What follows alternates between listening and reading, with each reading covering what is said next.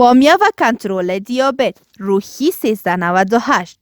بامیه یکی از سبزیجات پرخاصیت و پرمصرف در مدیترانه است که در طب سنتی برای پیشگیری و درمان دیابت نوع 1، دیابت نوع 2 و دیابت حاملگی استفاده می شود. بامیه سرشار از ویتامین و همچنان پتاسیم، کلسیم و فیبر هست. هیچ تحقیق پزشکی قطعی وجود ندارد که ثابت کند بامیه یک درمان طبیعی برای دیابت است، اما چون باعث کاهش قند خون در افراد دیابتی می شود، اخیراً مورد توجه قرار گرفته است. مقادیر بالای فیبر موجود در این سبزی شگفت انگیز برای بهبود هضم غذا کمک مفیدی می کنند. با کاهش اشتها و جلوگیری از پرخوری باعث لاغری و کاهش وزن شده و به کنترل بهتر کلسیمی و بهبود حساسیت و انسولین در افراد مبتلا به دیابت کمک می کند. ضد استرس قوی. در برخی منابع معتبر گفته شده که عصاره دانه های بامیه دارای اثر آنتی اکسیدان ها و ضد استرس قوی می باشد. کاهش استرس بخش مهم از مدیریت دیابت است. استرس زیاد باعث می شود میزان قند خون در افراد افزایش یابد. رفع خستگی بدن. یک مطالعه نشان داده که بامیه برای رفع خستگی بدن کمک می کند.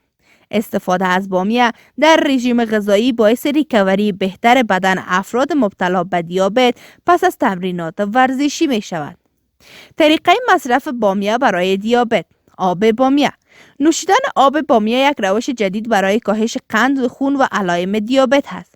آب بامیه با قرار دادن غلاف بامیه یا بامیه حلقه حلقه شده در آب و تر کردن آن به مدت یک شب تهیه می شود. نوشیدن آب بامیه راهی سریع و ساده برای به دست آوردن فواید بی‌نظیر بامیه بدون خوردن آن شناخته می شود. ایده های استفاده از بامیه برای تهیه غذا. علاوه بر روش های گفته شده، شما می توانید بامیه را برای تهیه انواع غذا، سوپ، خوراک های سبزیجات و ترشی به کار ببرید. عوارض و مضرات برای دیابت. در برخی منابع گفته می شود که بامیه مانع از جذب متفورین می شود. متفورمین دارویی هست که برای کمک به مدیریت سطح قند خون در افراد مبتلا به دیابت استفاده می شود. د افغانستان نړۍ او سیمې د مهمو خبرونو، پیښو او جریانونو په اړه د تازه، پر وخت او دقیقو خبرونو لپاره د روحي ویبپاڼې د یوټیوب چینل لایک او سبسکرایب کړئ ترڅو زموږ نوي او تازه ویډیوګانې پر وخت درته ورسیږي.